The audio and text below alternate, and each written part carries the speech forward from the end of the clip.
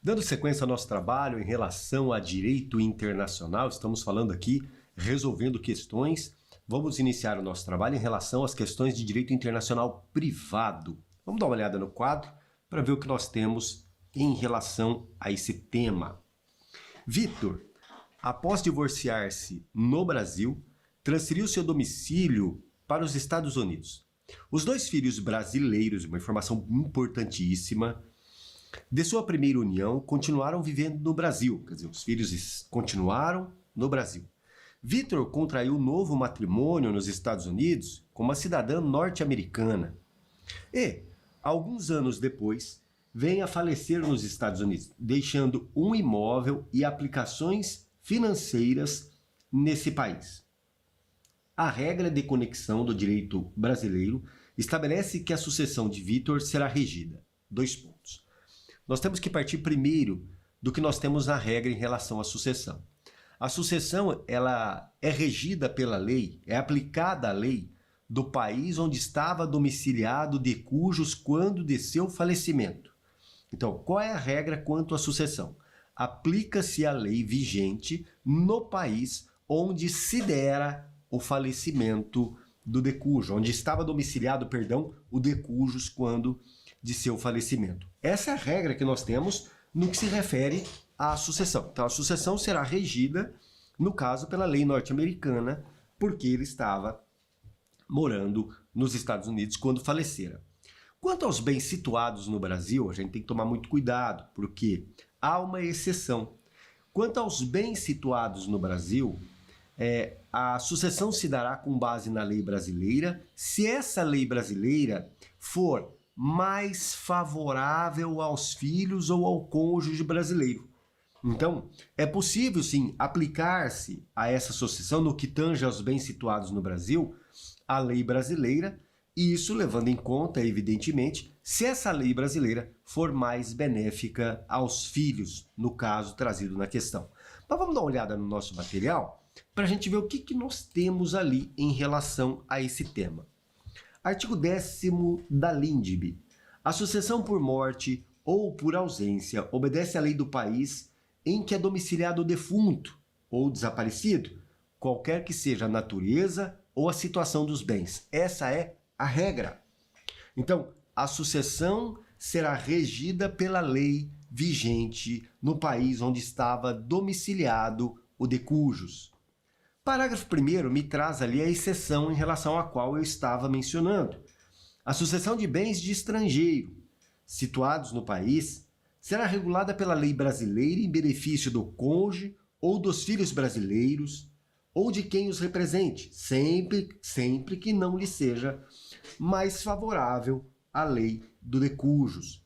Portanto, em relação ao bem situado no Brasil, poderá ser aplicada a lei brasileira se essa for melhor para os filhos do decujus. Agora vamos voltar novamente à questão para a gente observar o que nós temos. Olha, Vitor divorciou-se no Brasil, transferiu o domicílio para os Estados Unidos, estava morando lá, tem 2 filhos brasileiros, da sua primeira união, contraiu um novo matrimônio com a mulher norte-americana, anos depois veio a falecer deixando um imóvel e aplicações financeiras nesse país.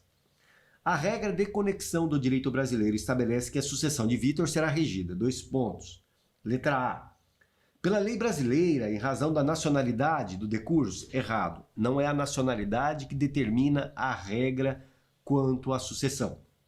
Letra B. Pela lei brasileira, porque o decujus tem 2 filhos brasileiros, errado.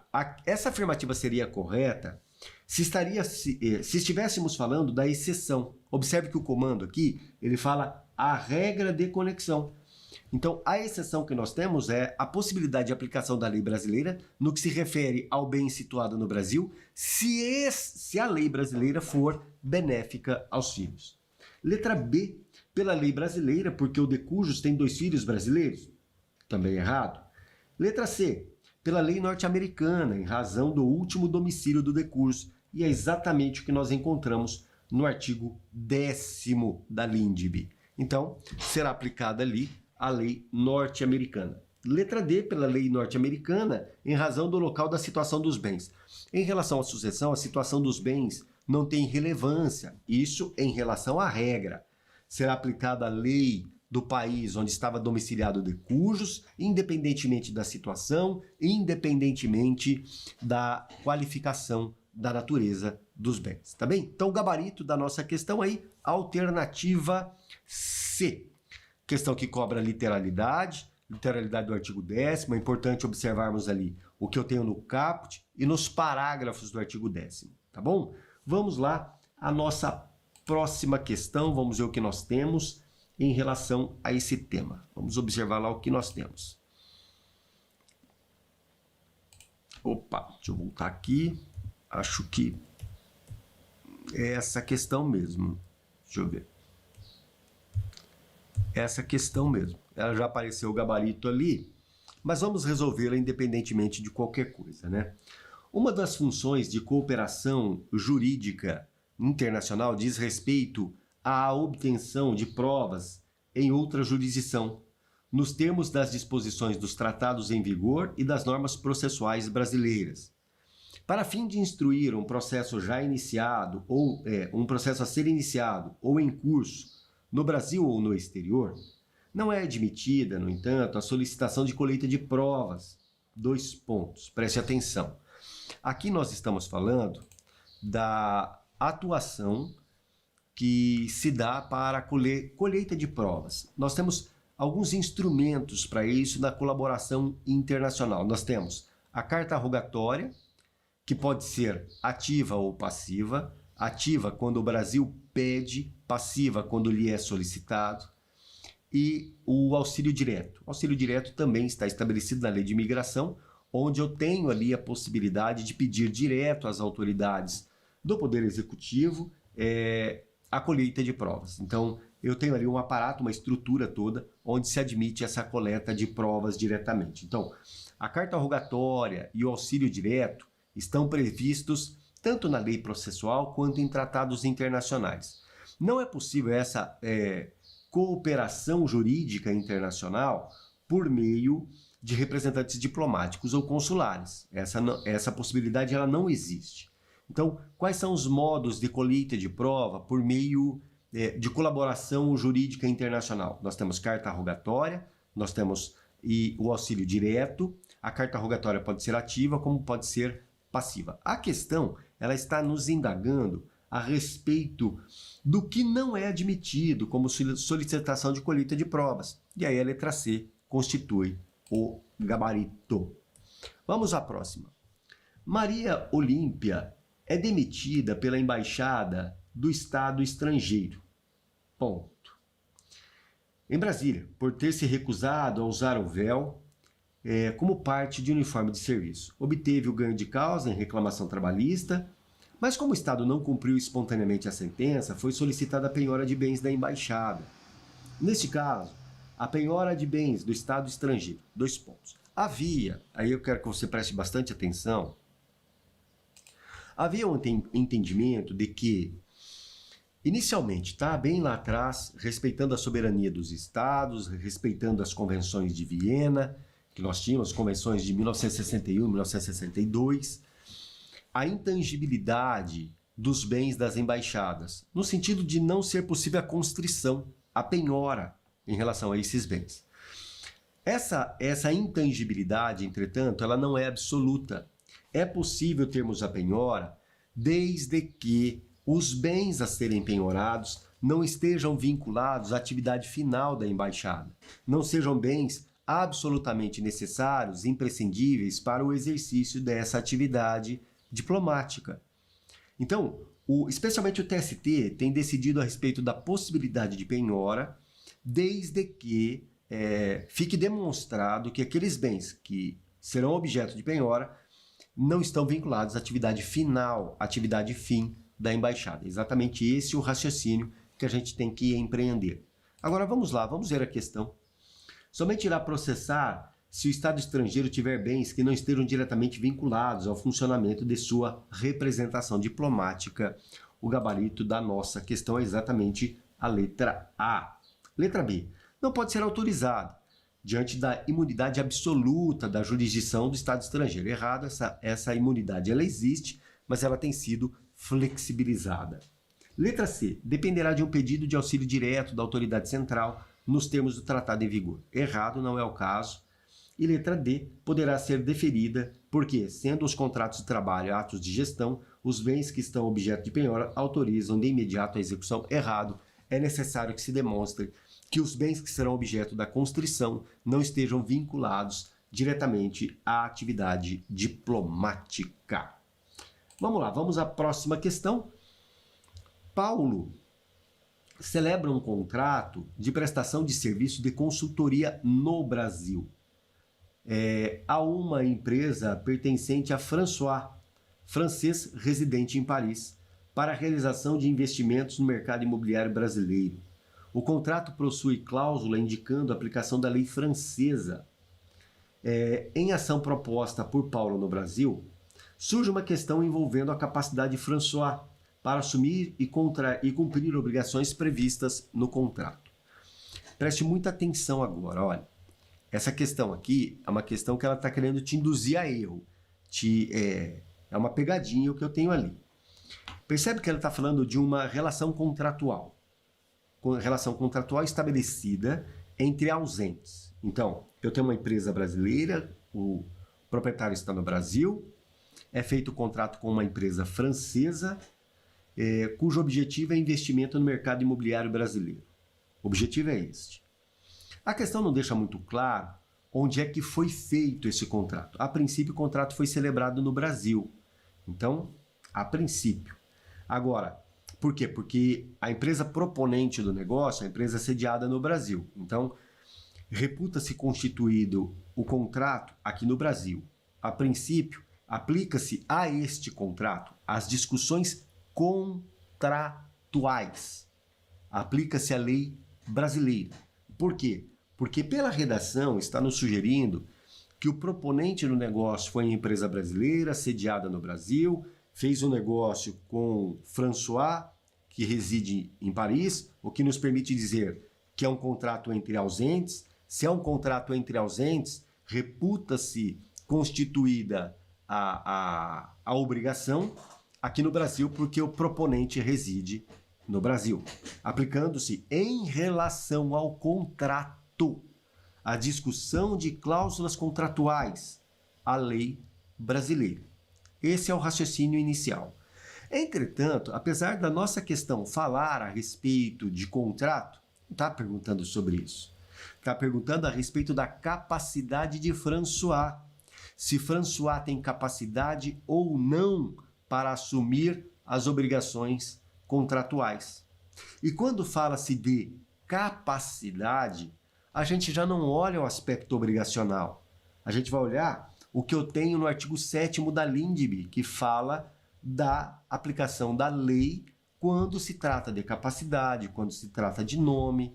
Então tem que tomar cuidado porque a questão está girando em torno de uma obrigação contratual, mas não é isso que está sendo discutido. O que nos interessa aqui é analisar a capacidade de François. Vamos dar uma olhada então o que nós temos ali no nosso material. Vamos lá, vamos discutir, analisar alguns pontos. Primeiro, em relação às obrigações. Artigo 9º. Para qualificar e reger as obrigações, aplica-se a lei do país em que se constituíram as obrigações. Observe agora o parágrafo 2º, que está ali na parte de baixo. A obrigação resultante de um contrato reputa-se constituída no lugar em que residir o proponente. Se o proponente é a empresa brasileira, obviamente que nós iremos aplicar a lei brasileira quanto aos aspectos contratuais. Mas a questão não está perguntando sobre isso. A questão está perguntando, olha aqui, ó. Em ação proposta por Paulo no Brasil, surge questão envolvendo a capacidade de François para assumir as obrigações. Ora, se estamos discutindo a capacidade, nós devemos aqui prestar atenção no artigo 7º da LINDB. A lei do país em que domicilia a pessoa determina as regras sobre o começo e o fim de sua personalidade, sobre o nome, sobre a capacidade e sobre os direitos de família. Portanto, em relação à capacidade de François, nós teremos o quê? Teremos a aplicação da lei francesa, porque ele reside lá. Só que esse tema, que é relativo à lei francesa, relativo à capacidade de François, será discutido no processo que fora proposto aqui no Brasil. A ação foi proposta no Brasil. Perfeito. Feito esse desenho todo, podemos dizer que o gabarito é a letra C. Aplica-se a lei francesa, porque François reside na França. Portanto, lá ele está domiciliado, então aplica-se quanto à capacidade de François a lei francesa. Questão bastante interessante essa questão. Vamos lá à próxima questão. Uma agricultora japonesa residente no Brasil ingressou com ação perante a autoridade judiciária do Japão para cobrar a indenização de seu principal fornecedor de pesticida, a empresa brasileira Ervas Daninhas, alegando descumprimento dos termos de um contrato de fornecimento celebrado entre as partes. A agricultora recentemente obteve uma decisão interlocutória, grife, decisão interlocutória, em seu favor, reconhecendo Ervas Daninhas como devedora. Sobre a hipótese, assinale a alternativa correta. Aqui nós estamos falando de cooperação judicial. A possibilidade de termos a execução dessa decisão por meio de uma carta rogatória não é possível, porque a carta... me desculpe. Por meio da homologação de uma sentença estrangeira, não será possível, porque depende do trânsito em julgado. Eu preciso, então, ter a possibilidade de realizar essa medida por um outro instrumento. Então, não se pediria aqui o cumprimento de uma sentença estrangeira. Seria possível, por meio de uma carta rogatória, pedir o cumprimento dessa decisão interlocutória. Vamos observar o que nós temos em relação a esse tema. Artigo 960 do Código de Processo Civil. A homologação de decisão estrangeira será requerida por ação de homologação de decisão estrangeira, salvo disposição especial em sentido contrário. A decisão interlocutória estrangeira poderá ser executada no Brasil por meio de uma carta rogatória. Então, o instrumento aqui pode ser uma carta rogatória. Então, pode se dar por carta rogatória. Levando em conta o que nós temos aqui, a decisão da autoridade judiciária japonesa pode ser executada no Brasil por meio de uma carta rogatória. Esse é o gabarito. Vamos lá, vamos à próxima questão então. Lúcia, brasileira, casou-se há mais de 10 anos em elegante cerimônia realizada no Nordeste brasileiro. O casal vive atualmente em Buenos Aires, portanto, o domicílio do casal, com 3 filhos menores. Por diferenças inconciliáveis, Lúcia pretende se divorciar, ajuizando, para tanto, a ação competente de divórcio, a fim de partilhar bens do casal. Um apartamento em Buenos Aires e uma casa de praia em Trancoso, na Bahia. Mauro não se opõe à ação. Com relação à ação de divórcio, assinale a alternativa correta. Preste atenção no negócio, olha. Aqui, nós vamos discutir a respeito da partilha de bens, bens que estão situados no Brasil e bens que estão situados na Argentina. Em relação aos bens situados no Brasil, a partilha de bens tem que se dar perante a autoridade judiciária brasileira, especialmente tratando-se de um bem imóvel. Então, no que se refere aos bens situados no Brasil, a partilha tem que se dar por meio de uma ação aqui no Brasil. Ora, mas nós poderíamos ter essa decisão lá na Argentina e decidir-se lá a respeito dessa partilha e pedir aqui a homologação dessa sentença argentina no Brasil para que ela venha a ser executada no Brasil? Errado. Por quê? Porque a competência da autoridade judiciária brasileira, neste caso, é uma competência exclusiva, o que afasta a possibilidade de decisão em foro estrangeiro. E se afasta a possibilidade de decisão dessa natureza em foro estrangeiro, não há que se falar em sentença estrangeira a ser executada no Brasil. Vamos dar uma olhada em relação a esse tema, o que nós temos lá no Código de Processo Civil, artigo 23. Vamos pegar aqui, vou colocar lá no quadro para você ver. Compete à autoridade brasileira, com exclusão de qualquer outra autoridade, portanto a competência aqui é exclusiva da autoridade judiciária brasileira, em matéria de sucessão hereditária, proceder à confirmação de testamento, proceder ao inventário e à partilha de bens no Brasil, ainda que o autor da herança seja de nacionalidade estrangeira ou tenha domicílio fora do território nacional. Portanto, aqui, quando se fala dessa partilha, a gente percebe que é imprescindível que essa ação seja proposta no Brasil. Levando em conta isso, nós podemos aqui resolver a nossa questão da seguinte maneira, né? Vamos pegar aqui, ó. Gabarito da questão. Caso Lúcia ingresse com ação perante a Justiça Argentina, não poderá partilhar a casa de praia. Tá bem? Especialmente porque, tratando-se de bem situado aqui, não posso discutir lá o que eu tenho em relação a essa casa de praia. Vamos à próxima questão que nós temos. Vamos lá. A Lei de Introdução às Normas do Direito Brasileiro estabelece... Eu vou colocar aqui o quadro aberto para ficar mais fácil para você visualizar, tá? Isso. A Lei de Introdução às Normas do Direito Brasileiro estabelece que a lei do país em que é domiciliada a pessoa determina as regras sobre o começo e o fim de sua personalidade, do nome, capacidade e direito de família. Outro sim estabelece que está se cobrando aqui o artigo 7º da Lei de Introdução às Normas do Direito Brasileiro. Vamos observar cada uma das alternativas, tá? Nós vamos enfrentar cada uma dessas alternativas. Tendo os nubentes domicílio diverso, regerá o caso de invalidade do matrimônio a lei do último domicílio do casal. Vamos observar o que eu tenho na lei. Artigo 7º.